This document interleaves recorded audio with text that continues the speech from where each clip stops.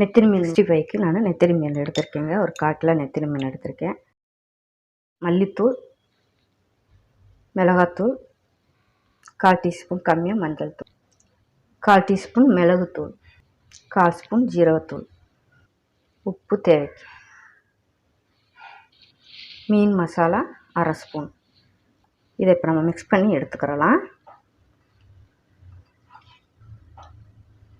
ரொம்ப அமுக்கி பிசையாமல் லைட்டாக அப்படி பிசைஞ்சு விட்டுக்கோங்க. இதில் கொஞ்சமாக ரெட் கலர் பொடி சேர்த்துக்கிறேன். விருப்பப்பட்டால் சேர்த்துக்கோங்க, இல்லைன்னா அவாய்ட் பண்ணிக்கோங்க. 1 ஸ்பூன் மைதா, 1 ஸ்பூன் கடலை மாவு, 1 ஸ்பூன் கார்ன்ஃப்ளவர், இதில் கொஞ்சமாக லெமன் ஜூஸ் சேர்த்துக்கோங்க. சேர்த்துட்டு இப்போ இதை நம்ம கலந்து கொடுத்துக்கலாம். இதில் கொஞ்சம் நம்ம வெள்ளை முட்டை சேர்த்துக்கலாம்.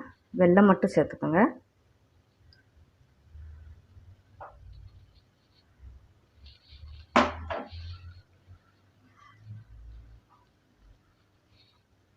இப்போ மசாலாலாம் பரட்டியாச்சு. இப்போ ஒரு 1/2 மணி நேரம் வச்சுக்கலாம். நீங்கள் உங்களுடைய விருப்பம் 1 மணி நேரம் கூட நீங்கள் ரெஸ்ட்டில் வச்சுக்கலாம், அங்கே டைம் இருந்தால். இப்போதைக்கு நார்மலாக நம்ம ஒரு 1/2 மணி நேரம் வச்சுட்டு நம்ம பொரிச்சு எடுத்துக்கலாம். ஸ்டவ் ஆன் பண்ணி ஒரு கடாய் வச்சுருக்கேன். இப்போ கடாயில் நம்ம பொரிச்சுக்கலாம்.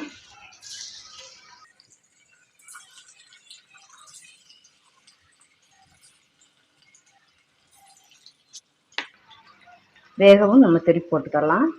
இப்போ இந்த பக்கம் நம்ம திருப்பி போட்டுக்கலாம். ஏற்கனவே நெத்திலி மீன் குழம்பு போட்டிருக்கேங்க, நெத்திலி வறுவலும் போட்டிருக்கேன். வீடியோவை பாருங்கள். இப்போ நம்ம எடுத்துக்கிறலாம்.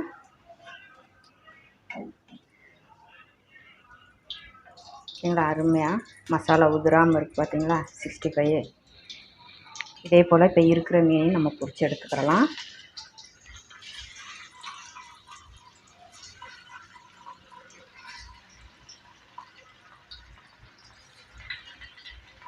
இன்றைக்கி நம்ம நெத்திலி 65 ரெசிபி தாங்க இன்றைக்கி நம்ம பார்த்துருக்கோம். நீங்களும் இதே போல் ட்ரை பண்ணி பாருங்கள். மசாலா ஒன்றும் உதிராமல் நல்லா வறுத்து எடுத்துருக்கோங்க.